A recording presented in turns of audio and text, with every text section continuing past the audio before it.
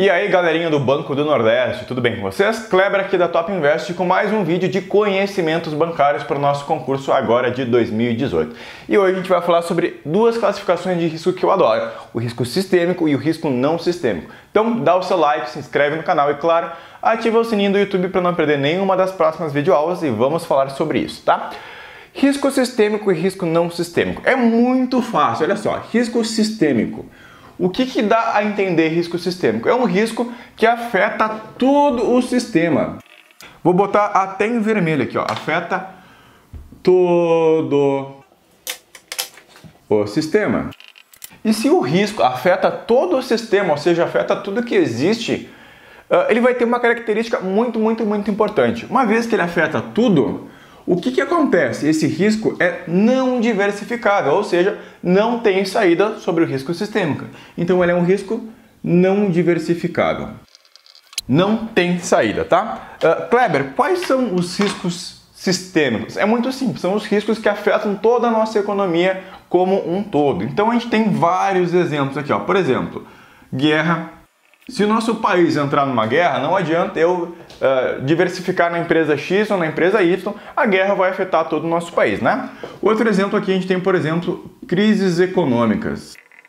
Quando teve lá a famosa crise de 1929, a crise de 2008, não interessa aonde estava o seu patrimônio alocado, não interessa quais investimentos que você tinha, tudo foi afetado na crise de 2008 ou de 1929, assim como quando aconteceu a guerra, aconteceu a Primeira Guerra Mundial, a Segunda Guerra Mundial.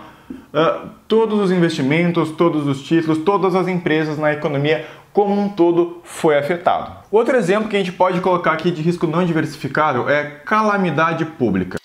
Por exemplo, lá em 2017 teve um grande furacão na Flórida, tá? A Flórida, para quem não conhece, é um estado americano lá nos Estados Unidos. E esse furacão era para ser muito forte, a devastar todo esse estado aqui. Então não interessa aonde você tinha a sua empresa, aonde estavam investidos o seu dinheiro, se você tinha um imóvel, se você tinha uma empresa. Uma vez que esse furacão aqui ia devastar todo o estado da Flórida, o estado praticamente parou por uma semana. Então as pessoas foram deslocadas das suas casas, das suas residências lá na Flórida para os estados mais ao norte dos Estados Unidos. Então tudo parou.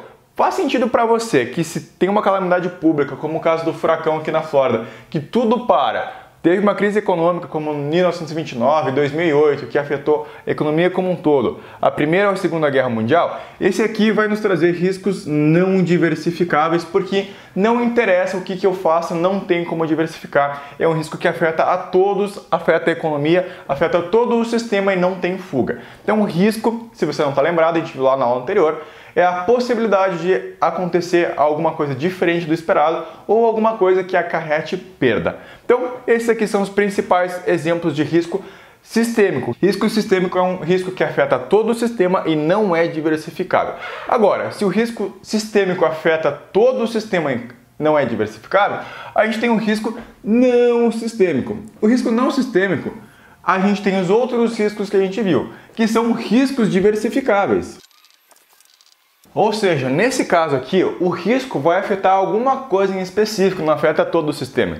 E como não afeta todo o sistema, eu tenho uma fuga, tem como eu diversificar. A gente vai ver vários desses riscos não sistêmicos nas outras aulas aqui do curso, tá? A gente tem, por exemplo, o risco de crédito, que é o risco de alguém que nos deve não pagar a dívida. A gente tem o risco de liquidez, que a gente vai ver na próxima aula, que é a dificuldade de transformar um ativo em dinheiro. A gente tem o risco legal, que é o risco de mudar a lei. A gente tem o risco de mercado, que eu te mostrei lá nas aulas anteriores falando sobre o feijãozinho.